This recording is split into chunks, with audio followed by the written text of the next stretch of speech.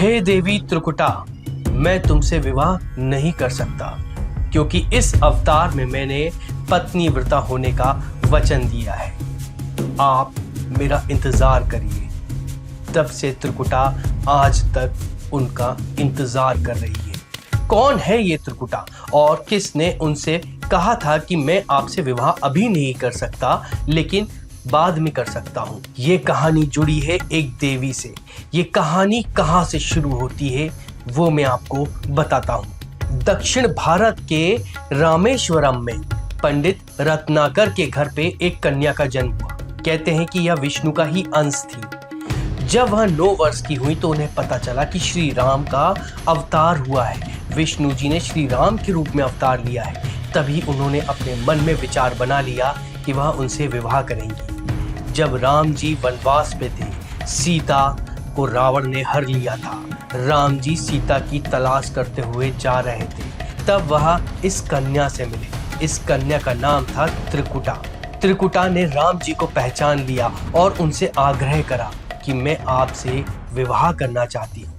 तब राम जी ने कहा कि हे देवी त्रिकुटा, मैं तो सिर्फ अभी सीता की खोज में हूँ। मैं इस अवतार में सिर्फ सीता के साथ में ही रहूंगा। मेरा यह मर्यादा पुरुषोत्तम का अवतार है। मैं यहाँ पर किसी और से विवाह नहीं कर सकता। मैं पत्नी व्रता हूँ। मैं आपसे विवाह नहीं कर सकता। मुझे क्षमा करें। त्रिकुटा बहुत दुखी हुई। उन्होंने राम से पूछा कि मेरे प्रेम का क्या होगा प्रभु।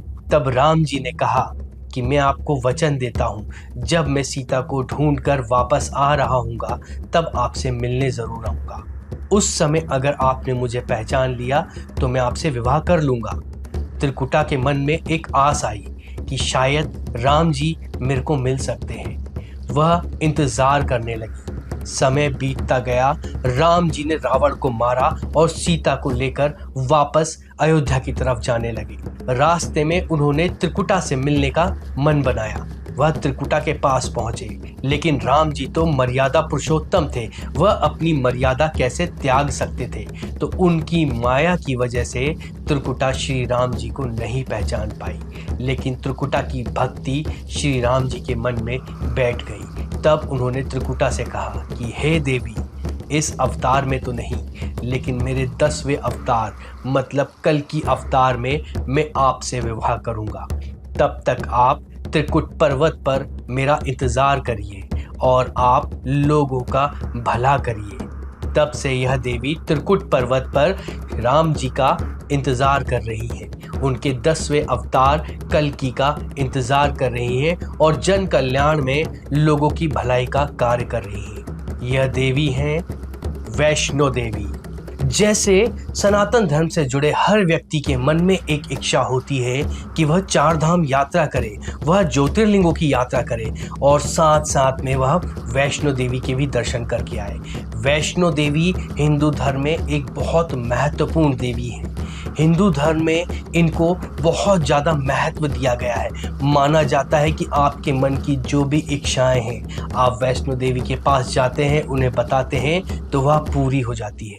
यह वैष्णो देवी सरस्वती, लक्ष्मी और काली के रूप में अपनी गुफा में विराजमान है। कई सारे ऐसे भक्त हैं जिनकी अपनी सच्ची घटनाएं हैं कि उन्होंने वैष्णो देवी के दर्शन करे या वैष्णो देवी से अपने दुख तकलीफ को बताया और उनकी वो सारी तकलीफें खत्म हो गई। कई सारे लोगों की ऐसी कहानियां हैं, सच्ची कहानियां हैं, उनके व्यक्तिगत अनुभव है जिसमें वैष्णो देवी ने उनके ऊपर अपार कृपा बरसाई है।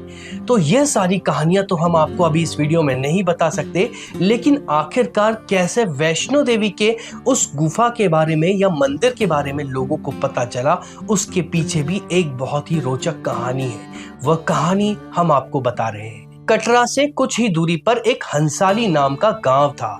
वहां पर एक गरीब श्रीधर नाम का वैष्णव ब्राह्मण रहा करता था और उसकी तकलीफ यही थी कि वह निसंतान था। उसने देवी जी से प्रार्थना करी कि मुझे संतान की प्राप्ति हो। इसलिए उसने नव दुर्गा के समय कन्याओं को भोजन पर बुलाया। वहां पर सारी कन्याएं आई। सारी कन्याओं ने भोजन करा और वापस चली गईं। लेकिन एक कन्या वहां पर बैठी रही। श्रीधर ने जब उससे पूछा तो उसने कहा कि आप पूरे गांव का भंडारा करिए। श्रीधर उसके अवतरण से, उसकी ऊर्जा से इतने ज्यादा प्रभावित थे कि वह समझ गए थे कि ये कोई मामूली कन्या नहीं है, ये देवी का रूप है। उसके मन में यह विचार आया कि मेरे घर में तो इतना भोजन ही नहीं है, मैं कैसे पूरे गांव को अपने यहाँ भोजन पे बुला सकता हूँ। तब उस कन्या ने कहा कि आप चिंता मत करो, आप सभी लोगों को निमंत्रण देकर आओ। तब श्रीधर ने देवी जी पर सब कुछ छोड़कर पूरे गांव को निमंत्रण दिया और साथ में वही गांव के पास में रह रहे बाबा गोरखनाथ को भी निमंत्रण दिया और उनके शिष्य भैरवनाथ को भी निमंत्रण दे दिया। श्रीधर से शायद यह गलती हो गई थी। जब निमंत्रण के लिए पूरे गांव वाले एकत्रित हुए और गोरखनाथ, भैरवनाथ और गोरखनाथ के कई सारे चेले इकट्ठा हुए, तब सबका भोजन शुरू हुआ। माता रानी ने एक पात्र से सबको भोजन देना शुरू करा और माता का चमत्कार ऐसा था कि वह भोजन खत्म ही नहीं हो रहा था। पूरे गांव में सबको भोजन प्राप्त हो रहा था। वह खाना देते देते भैरवनाथ के पास पहुंची, भैरवनाथ को भोजन दिया। भैरवनाथ क्रोधित होकर उस कन्या से बोले कि हे कन्या, मैं यह सात्विक भोजन नहीं करूंगा, मुझे मांस चाहिए, मुझे मदिरा चाहिए। तब उस कन्या ने कहा कि आप एक ब्राह्मण के घर पे भोजन करने आए हैं, आपको यही सात्विक भोजन मिलेगा। तब भैरवनाथ नहीं माने और उन्होंने कन्या का पीछा करा। कन्या तुरंत हवा की तरह गायब हो गई और भैरवनाथ अपनी ऊर्जा के साथ में उसके पीछे चले गए उसको ढूंढने के लिए। भैरवनाथ उस कन्या का पीछा करते करते त्रिकुटा पर्वत तक पहुंच गए। कहते हैं कि माता जी का जहां स्थान होता है वहां पर हनुमान जी उनकी रक्षा करने के लिए हमेशा रहते हैं। एक बार हनुमान जी ने माता जी से कहा कि मुझे बहुत प्यास लगी है। तब माता जी ने अपने धनुष से एक बाण चलाया जिससे एक जल की धारा निकली और उसी जल से माता ने अपने केश को भी धोया और हनुमान जी की भी प्यास की तृप्ति वहीं से पूरी हुई। जब भी आप वैष्णो देवी की यात्रा करेंगे तो वहां पर आपको बाण गंगा मिलेगा। यह वही स्थान है जहां पर माता जी ने इस जलधारा को निकाला था। कहते हैं कि जो भी यात्री होते हैं, जो थक जाते हैं, वो वहां पर विश्राम करते हैं और उस जलधारा से अपनी प्यास बुझाते हैं तो उनकी सारी थकान खत्म हो जाती है। अब कहानी में आगे बढ़ते हैं। भैरवनाथ पीछा करते करते उन माता की गुफा तक पहुंच गया। वहां पर उनको एक साधु मिला। उस साधु ने भैरवनाथ से कहा कि तुम जिस कन्या का पीछा कर रहे हो वह कोई साधारण कन्या नहीं है, वो महाशक्ति है, महागौरा का रूप है, आदि शक्ति है। लेकिन भैरवनाथ मानने को तैयार नहीं था। जैसे कि उसके सर पे जुनून था, वह माता का पीछा करता ही चला गया। तब माता जिस गुफा में विश्राम कर रही थी, उन्होंने अपने गुफा के पीछे से एक रास्ता बनाया जिसको अब अर्धकुमारी या फिर गर्भजून कहा जाता है। आप जब भी वहां पर यात्रा करेंगे तो आपको यह गुफा जरूर मिलेगी। अर्धकुमारी से पहले आपको माता जी की चरण पादुका मिलेंगे। कहते हैं कि उस जगह पर माता जी ने पलटकर भैरव को देखा था। गुफा से बाहर निकलते ही उस छोटी सी कन्या ने अपना दिव्य रूप ले लिया। वह माँ गौरी माता रानी के रूप में आ गई और उसने भैरवनाथ से बोला कि तुम मान जाओ, अभी भी समय है। लेकिन भैरवनाथ जैसे मानने को तैयार ही नहीं था। माता रानी वापस अपनी गुफा में चली गई। फिर भैरवनाथ का माता रानी की रक्षा में खड़े हनुमान जी के साथ में युद्ध हुआ। यह युद्ध इतना विकराल था कि मानो युद्ध खत्म होने का नाम ही ना ले रहा हो। भैरवनाथ भी हनुमान जी से कहीं भी पीछे नहीं पड़ रहे थे। युद्ध भयानक होता चला गया और इसका कोई भी परिणाम ही नहीं निकल रहा था। तब माता जी गुफा में से वापस बाहर निकल कर आई और उन्होंने अपने विकराल रूप में भैरवनाथ की गर्दन को शरीर से अलग कर दिया। मृत्यु के समय भैरवनाथ ने बोला, माँ मुझे क्षमा कर दो, माँ मुझसे भूल हो गई। वैष्णो देवी जानती थी कि भैरवनाथ का मन कुछ और ही था। वह उनके पीछे सिर्फ इसलिए पड़ा था क्योंकि उसको जन्म मरण से बाहर निकलना था, उसको मोक्ष की प्राप्ति करनी थी। भैरवनाथ ने जैसे ही देवी जी से क्षमा मांगी, देवी जी ने माता की तरह अपने बच्चे को क्षमा कर दिया। भैरवनाथ की गर्दन वहां से 8 किलोमीटर दूर जाकर गिरी।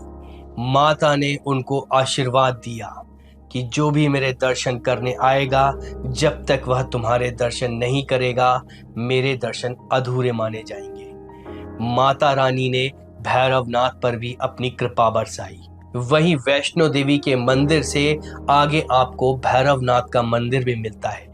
जब भी आप वैष्णो देवी के दर्शन करने जाते हैं तो आप भैरवनाथ के दर्शन जरूर करते हैं, और अगर नहीं करे हों तो अब की बार आप जब भी जाएं तो वहां पर उनके दर्शन जरूर करें, क्योंकि उसके बाद से ही आपके वैष्णो देवी के दर्शन पूरे माने जाएंगे। जिस गुफा में माता जी ने हठी भैरवनाथ का वध करा था, उसी गुफा में माता जी सरस्वती, लक्ष्मी और मां काली के पिंड के रूप में विराजमान है। वैष्णो देवी की कहानी यही समाप्त नहीं होती है, कहानी और आगे भी जाती है। श्रीधर पंडित, जिसने उस कन्या के कहने पर पूरे गांव को भोजन पे बुलाया था, वह व्याकुल हो गया कि वह देवी कहाँ गई, और वह देवी का पीछा करते करते त्रिकुट पर्वत पर पहुंचा।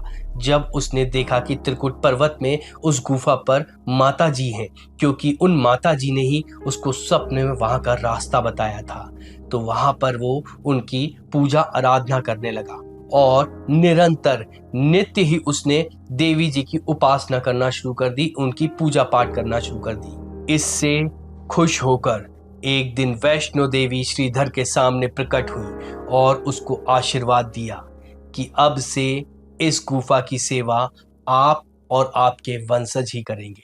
तब से श्रीधर के परिवार के लोग ही वैष्णो देवी की गुफा की सेवा करते हैं। आप जब भी जाएंगे वहां पर आपको इनके परिवार के लोग ही मिलेंगे। कहते हैं कि यह घटना लगभग 600 साल पहले हुई थी। अगर आपको यह वीडियो पसंद आया हो तो इस वीडियो को लाइक करें, अपने साथियों के साथ में शेयर करें और साथ में हमारे चैनल को सब्सक्राइब जरूर करें, क्योंकि इससे हमें धर्म प्रचार में प्रोत्साहन मिलता है। जय वैष्णो देवी।